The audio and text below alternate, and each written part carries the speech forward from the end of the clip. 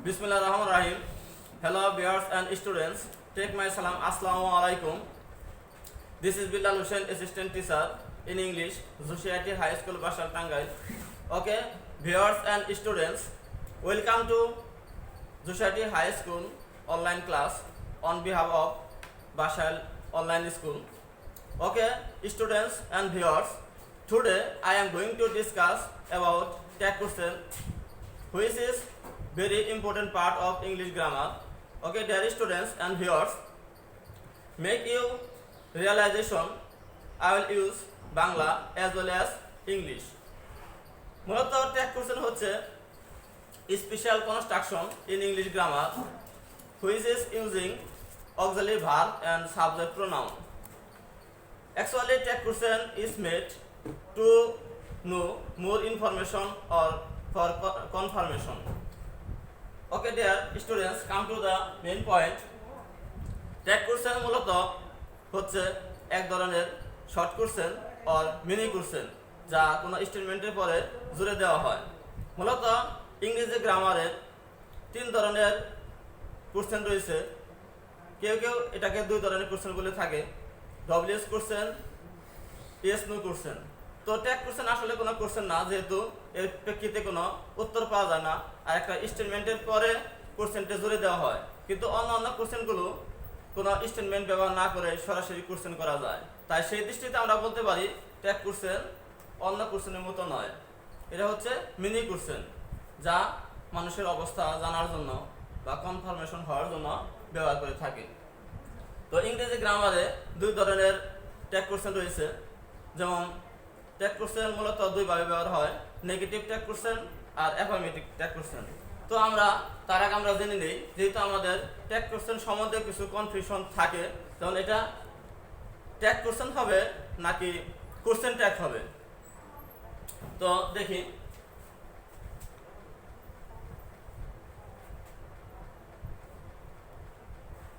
Question tag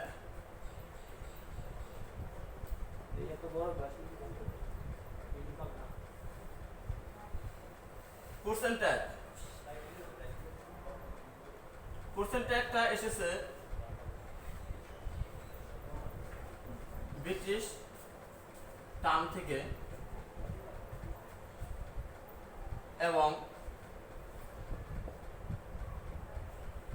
tag question এসেছে American term থেকে।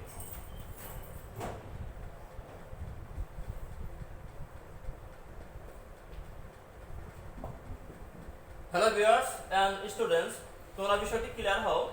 Question tag এসেছে ব্রিটিশ টার্ম থেকে এবং ট্যাগ কোশ্চেন এসেছে আমেরিকান টার্ম থেকে। So both of them are correct in English grammar. তো আমরা কোশ্চেন ট্যাগকে বলতে পারি, এই কোশ্চেন ট্যাগের অপর নাম হচ্ছে টেল কোশ্চেন। টেল কোশ্চেন যাকে আমরা লেস কোশ্চেন বলতে পারি, কারণ একটা স্টেটমেন্টের পরে একটা লেস জুড়ে দেওয়া হয়, এই জন্য একে টেল কোশ্চেনে বলা যায়।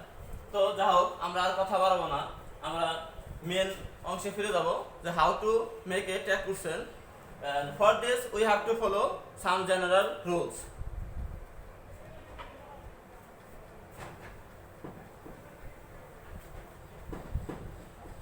তো আমরা to make tag question we have to follow some general rules step by step.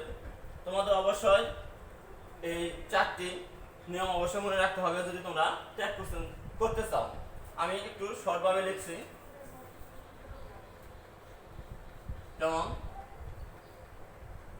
Main sentence যদি নেগেটিভ হয় আমাদের ট্যাগ কোশ্চেন হবে অ্যাফার্মেটিভ।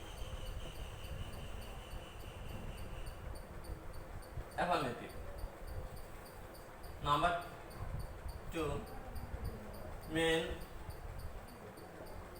সেন্টেন্স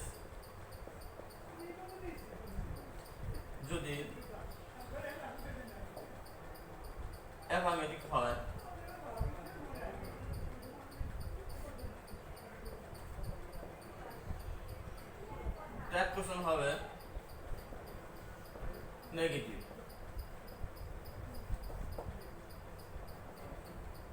মেন সেন্টেন্স এ যে অক্সিলিয়ারি ভার্ব থাকে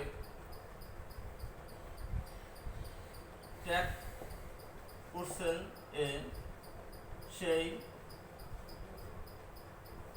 অক্সিলিয়ারি ভার্ব বসবে।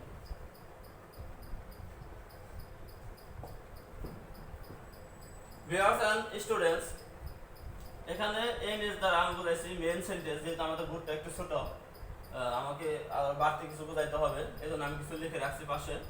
মেন সেন্টেন্স এ যে অক্সিলিয়ারি ভার্ব থাকবে, A V মানে অক্সিলিয়ারি ভার্ব, মেন সেন্টেন্সে যে অক্সিলিয়ারি ভার্ব থাকে ট্যাগ করছেন আমরা আমাদের সেই অক্সিলিয়ারি ভার্ব ব্যবহার করতে হবে, অন্য কোনো ভার্ব ব্যবহার করার কোনো স্কোপ নাই।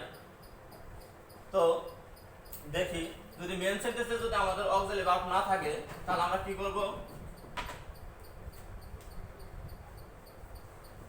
মেন সেন্টেন্সে যদি অক্সিলিয়ারি ভার্ব না থাকে তবে টেন্স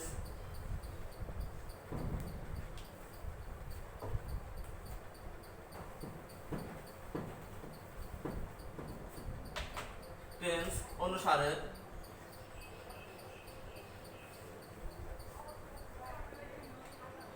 ডু, ডাস অথবা ডিড ব্যবহার করতে হবে।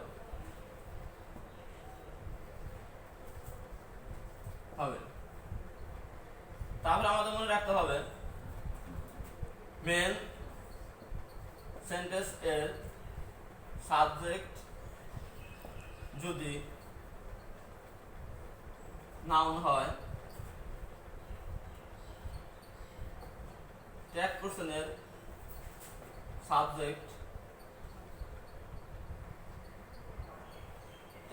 সাবজেক্ট অবশ্যই প্রোনাউন হবে।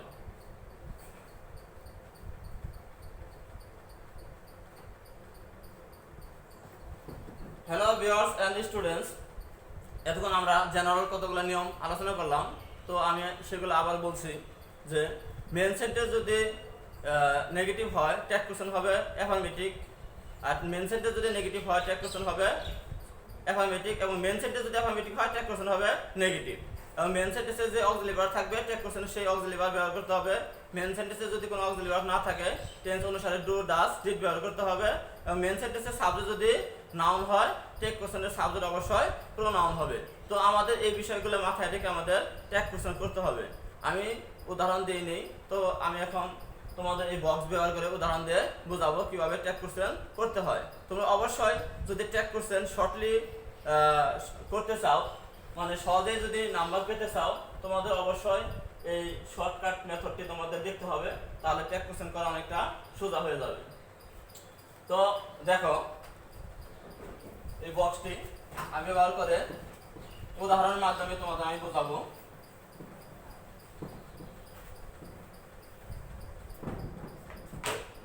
যেমন এখানে আমি কিছু সাবজেক্ট লিখেছি এবং পাশে ট্যাগ পারসনের সাবজেক্ট কি হবে সেগুলো লিখেছি।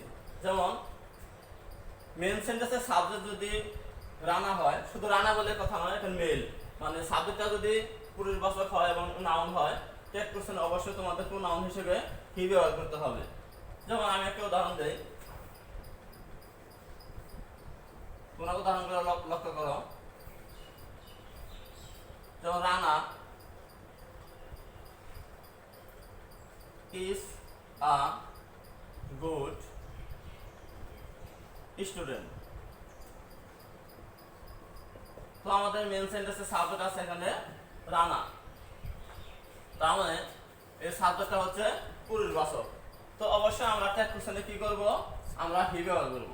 আর যেহেতু আমাদের জেনারেল রুলের শর্ত অনুসারে বাক্যটা আছে অ্যাফার্মেটিভ, ট্যাগ পারসন আমাদের অবশ্যই হবে negative.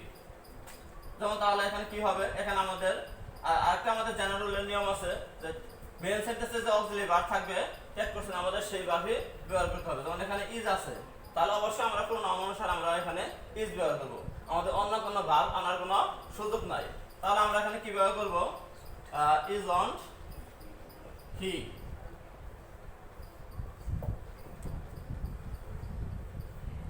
Deer viewers and student, তোমরা অবশ্যই লক্ষ্য রাখবে যে তাহলে মেন সেন্টেন্সের সাবজেক্ট যদি আমাদের কি হয়, পরিবাচক হয়, তাহলে আমরা টেক কোশ্চেনের সাবজেক্ট প্রোনাউন হিসেবে অবশ্যই হি ব্যবহার করব।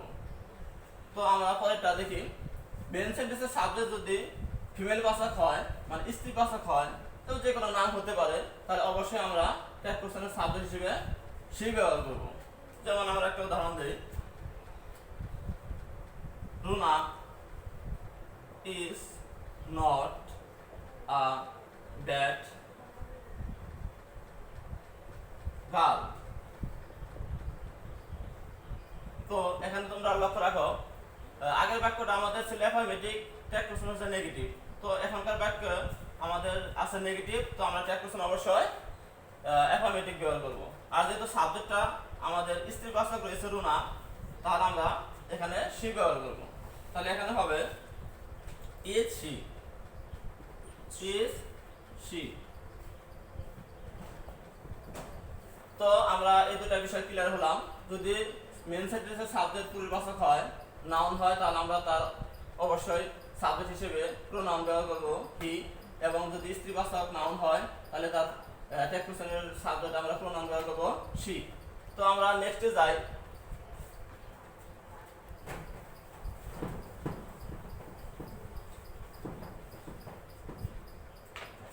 নেক্সটে হচ্ছে এখানে যদি বডি থাকে, কি থাকে? বডি। তো বডির আগে আমি কিছু গ্যাপ দিছি, যেহেতু বডি যে কোনো শব্দের সাথে যদি বডি বসে, যেমন সামবডি, এনিবডি, নোবডি, ঠিক আছে, এরকম যদি থাকে, তাহলে আমরা সেখানে টেক কোশ্চেনের সাবজেক্ট হিসেবে দে ব্যবহার করব। তো তোমরা ক্লিয়ার যে কোনো শব্দের সাথে যদি বডি থাকে, তাহলে সেখানে টেক কোশ্চেনের সাবজেক্ট হবে দে। তাহলে আমরা একটা উদাহরণ লক্ষ্য করি,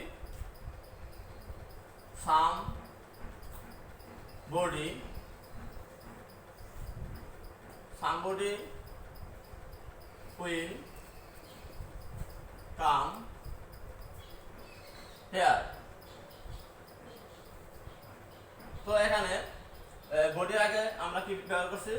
সাম। তো এরকম হতে পারে এনিবডি, নোবডি। তো এরকম কোনো বডি থাকলে সেখানে আমরা কি টেক কোশ্চেনে কি ব্যবহার করব? দে ব্যবহার করব। তাহলে আমাদের টেক কোশ্চেন দাঁড়াচ্ছে, যেহেতু মেন বাক্যটা আমাদের অ্যাফার্মেটিভ, তাহলে আমাদের টেক কোশ্চেন কি হবে? নেগেটিভ। তাহলে উইলকে যদি আমরা নেগেটিভ করি, তাহলে এটা হবে উইল নট। তার মানে তার শর্ট ফর্ম ব্যবহার করতে হবে কনস্ট্রাকশন, যেমন উন্ড হবে। আমাদের এটা কনস্ট্রাকশন হচ্ছে উন্ড। তো আমি তোমাদের কনস্ট্রাকশন দেখাবো। টেক কোশ্চেন করতে হলে তোমাদের আরেকটা জিনিস লাগবে, সেটা হচ্ছে ভার্বের নেগেটিভ শর্ট ফর্ম। তো আমাদের উইল নটের কনস্ট্রাকশন ফর্ম হচ্ছে, মানে সংক্ষিপ্ত ফর্ম হচ্ছে উন্ড। তাহলে আমাদের এখানে কি দাঁড়াচ্ছে? উন্ড দে, উন্ড দে। তো আমাদের কোনো কিছুর সাথে যদি বডি থাকে, তাহলে অবশ্যই আমরা কি ব্যবহার করবো? টেক কোশ্চেন সাবজেক্ট দে ব্যবহার করবো। কিন্তু যদি ওয়ান থাকে এবং ওয়ানের আগে যদি কোনো শব্দ থাকে, যেমন সামওয়ান, নাম অথবা এনিওয়ান, এরকম যদি কোনো শব্দ থাকে, সেখানে আমরা টেক কোশ্চেনের সাবজেক্ট হিসেবে দে ব্যবহার করবো। তখন আমরা একটা উদাহরণ লক্ষ্য করি, someone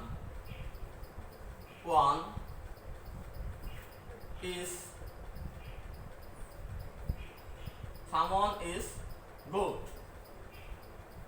মানে কেউ ভালো, someone is good। তাহলে এখানে আমরা ওয়ানের আগে কি ব্যবহার করছি? আমরা এখানে সাম ব্যবহার করছি। এরকম এনিওয়ান হতে পারে, আবার নো ওয়ান হতে পারে, যাকে আমরা নাম বলতে পারি। তো আমরা এখানে টেক কোশ্চেন, তাহলে আমরা কি ব্যবহার করবো? দে ব্যবহার করবো। তাহলে এখানে কি হবে? প্রিয় ছাত্রছাত্রী এবং ভিউয়ার্স, তোমরা অবশ্যই লক্ষ্য রাখবা, সামওয়ানের পরে ইজ বসানো সম্ভব, কিন্তু যখন আমরা দে ব্যবহার করব, তখন কিন্তু তার আগে ইজ বসানো সম্ভব না। তো যেহেতু দে হচ্ছে প্লুরাল, তাহলে আমরা অবশ্যই আর ব্যবহার করব। আর যেহেতু বাক্যটা হচ্ছে অ্যাফার্মেটিভ, তাহলে অবশ্যই আমরা নেগেটিভ করব। তাহলে এখানে হবে aren't they, aren't they. Main বাক্যের সাবজেক্ট অনুসারে ভার্ব হয়, হতে পারে ভিন্ন, কিন্তু ট্যাগ কোশ্চেনে যেহেতু আমরা দিয়ে ব্যবহার করবো সেই সাবজেক্ট অনুসারে আমাদের ভার্বটা ভিন্ন হবে। একে বলা হয় সাবজেক্ট ভার্ব এগ্রিমেন্ট। সাবজেক্ট অনুসারে ভার্ব হবে। অনেক সময় দেখা যায় সাবজেক্ট এক, আবার আমরা ওইটার থেকে আবার অন্য একটা সেন্টেন্স তৈরি করতে গেলে তার সাবজেক্ট ভিন্ন হয়ে যায়, সেই অনুযায়ী আমাদের ভার্বটা চেঞ্জ হয়ে যাবে। তাহলে আমরা যদি অন থাকে আমাদের মেন বাক্যে এবং তার আগে যদি অন্য কোনো শব্দ থাকে তাহলে অবশ্যই দে ব্যবহার করব। কিন্তু যদি খালি ওয়ান থাকে, অনলি ওয়ান, তাহলে আমরা সেখানে ট্যাগ কোশ্চেনে দে অথবা ওয়ান ব্যবহার করব। ট্যাগ কোশ্চেনের সাবজেক্ট আমাদের কি হবে? দে অথবা ওয়ান হবে। যেমন তোমরা লক্ষ্য করো,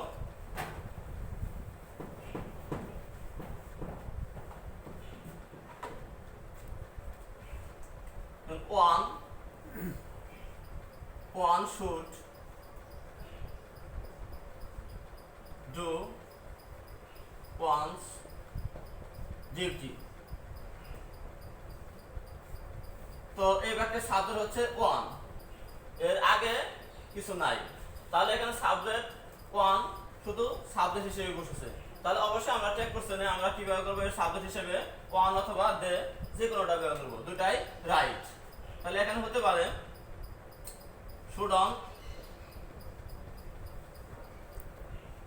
ওয়ান, শুড অন ওয়ান অথবা দে। ওকে ভিউয়ার্স এন্ড স্টুডেন্টস, তাহলে আমরা অবশ্যই লক্ষ্য রাখবো মেন সেন্টেন্সের সাবজেক্ট যদি ওয়ান হয়, শুধু ওয়ান, তার আগে যদি কোনো কিছু না থাকে, তাহলে আমরা ট্যাগ কোশ্চেনের সাবজেক্ট দে অথবা ওয়ান ব্যবহার করব। কিন্তু ওয়ানের পরে যদি কোনো ই থাকে, কোনো বস্তু থাকে, ঠিক আছে, ওয়ানের পরে যদি কোনো কি থাকে, বস্তু থাকে, তাহলে আমরা সেখানে ট্যাগ কোশ্চেনের সাবজেক্ট হিসেবে আমরা ইট ব্যবহার করব। কি ব্যবহার করব? ইট ব্যবহার করব। কিন্তু বস্তুটা যদি সিঙ্গুলার হয়, আর ওয়ানের আগে সিঙ্গুলারই হবে, যেহেতু ওয়ান আছে, ওয়ান মানে একটি, তাহলে ওয়ানের পরে যাই থাক না কেন সেখানে কি হবে?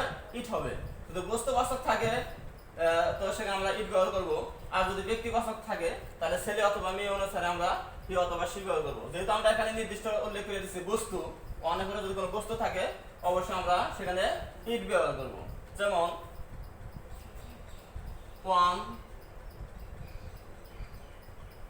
one book is not enough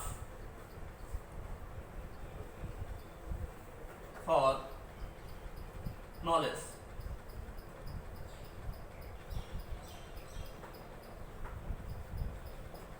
One book is not enough for knowledge, মানে একটা বই জ্ঞানের জন্য যথেষ্ট নয়। তাহলে এখানে ওয়ানের পরে আমাদের কি রয়েছে? বুক রয়েছে। বুকটা হচ্ছে বস্তুবাচক, সেজন্য আমাদের এখানে পুরাটাকে মডিফাই করবে ওয়ান বুক মানে অনলি একটা বই। তাহলে এখানে আমাদের ট্যাগ কোশ্চেন আমরা কি ব্যবহার করব? এখানে ইট ব্যবহার করব। তাহলে এখানে হবে ইজ ইট। কি হবে? Is it, is it. তো ভিউয়ার্স এন্ড স্টুডেন্টস, তোমরা লক্ষ্য করো, যদি তোমরা এই পদ্ধতিতে যে ট্যাগ কোশ্চেন করো তাহলে তোমার অনেক নিয়ম পড়তে হবে না, তোমরা শর্টলি ট্যাগ কোশ্চেনের সাবজেক্ট এবং অক্সিলারি ভার্ব হিসাবে তোমরা ট্যাগ কোশ্চেন পরিবর্তন করতে পারবা। অবশ্যই ট্যাগ কোশ্চেন করতে হলে তোমাদের দুটি জিনিস মাথায় রাখতে হবে, সেটা হচ্ছে ট্যাগ কোশ্চেনের সাবজেক্ট তোমাকে আইডেন্টিফাই করতে হবে এবং অক্সিলারি ভার্ব বুঝতে হবে। এই দুটো জিনিস যদি জানা যায় বা বোঝা যায় তাহলে tag question very easy and will be very helpful for every students. তো এখানে দেখো থিং এর আগে আমি একটা ড্যাশ দিছি, তো থিং এর আগে যদি কোনো শব্দ থাকে তাহলে ট্যাগ কোশ্চেনের সাবজেক্ট হবে ইট। যেমন সামথিং, এনিথিং, নাথিং, এরকম থিং যত থাক তার ট্যাগ কোশ্চেনের আমাদের সাবজেক্ট হবে ইট। কারণ আমি তোমাদের উদাহরণ দিয়ে বিষয়টি ক্লিয়ার করছি।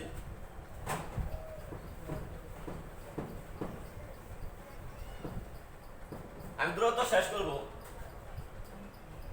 যেমন সামথিং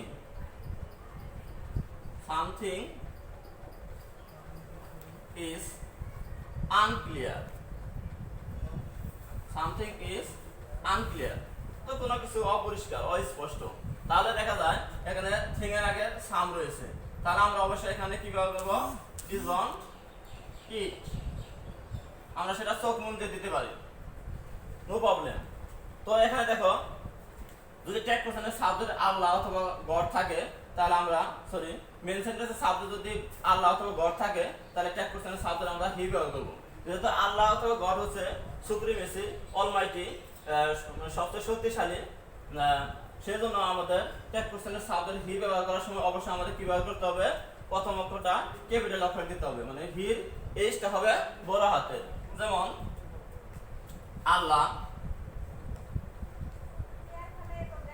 ক্যান সেভ আস, তাহলে আমাদের কি হবে, কান্ট হি,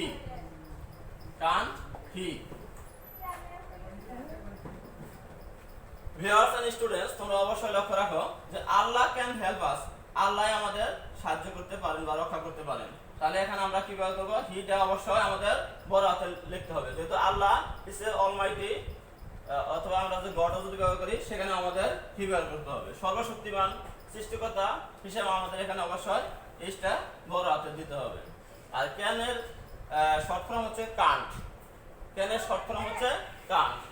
ওকে, একটা বোঝায় যদি শুধু অল থাকে, টেক কোশ্চেন সাবজেক্ট যদি কি থাকে, শুধু অল থাকে, তাহলে সেখানে মেন সেটের সাবজেক্ট যদি অল থাকে, তাহলে টেক কোশ্চেনের সাবজেক্ট অবশ্যই তোমার কি ব্যবহার করতে হবে, ইট ব্যবহার করতে হবে। যেমন হতে পারে all is well, all is well. এই কথাটা তোমরা অবশ্যই 3 ইডিয়ট একটা মুভি দেখছো, সেখানে এই বাক্যটা আছে অল ইজ ওয়েল। তো এখানে অল যদি থাকে তাহলে সেখানে টেক কোশ্চেন হিসেবে আমরা ইট ব্যবহার করব, তাহলে এটা টেক কোশ্চেন হবে ইজন্ট ইট। কিন্তু ভেজাল হচ্ছে আরেক জায়গায়, অলের পরে যদি কোনো নাউন থাকে তাহলে টেক কোশ্চেনের সাবজেক্ট হবে দে। যেমন অল বুকস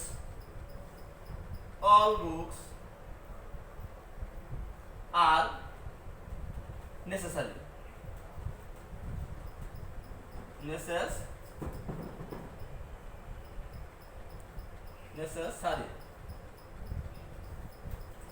আসলে আমাদের বোর্ডটা হচ্ছে ছোট, এজন্য school com. All books are necessary, তাহলে এটা যেহেতু all books, not only it indicate only all books মানে অনেকগুলো বই, সকল বই, তাহলে এখানে আমাদের টেক কোশ্চেনে কি হবে, দে হবে। তাহলে এখানে কি হবে, আরন্ট দে। তো আমরা শেষ করব, এখানে আর মজার 3টা বিষয় আছে, এই 3টা বিষয় দিয়ে আমরা শেষ করব। এখানে 1 2 3 বলতে কি বোঝায়, যদি আমাদের একাধিক সাবজেক্ট প্রোনাউনের হয়, যেমন সাবজেক্ট তোমরা জানো প্রোনাউন 3 প্রকার পার্সোনাল প্রোনাউন হিসেবে, যেমন first person, second person, third person. তাহলে সেখানে যদি ফার্স্ট পারসন থার্ড পারসন হয় তাহলে অবশ্যই আমরা উই ব্যবহার করব, ঠিক আছে। যেমন প্রথমে ফার্স্ট পারসন আই, তারপরে সেকেন্ড পারসন ইউ, তারপরে হবে থার্ড পারসন হি, যদি থাকে হি থাকে, আর I you and he are responsible,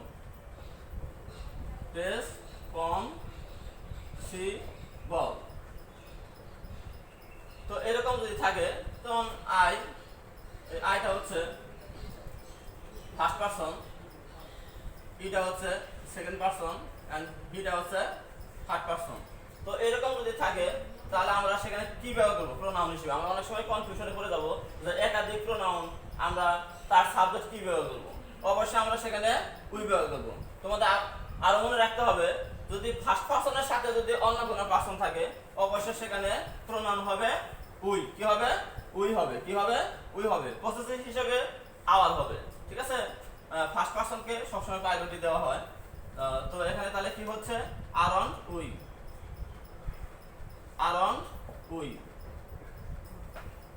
যদি সেকেন্ড পারসন এবং থার্ড পারসন থাকে তাহলে অবশ্যই সেখানে ইউ হবে। যেমন ইউ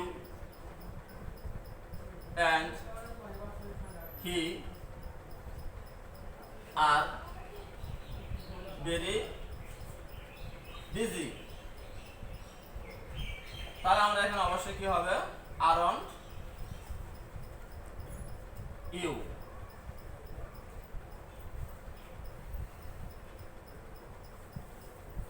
আরন্ট ইউ হবে।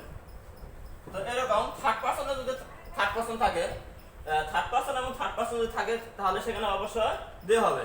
তো okay viewers and students, time is very short, so I think this seems to be the end of the lessons.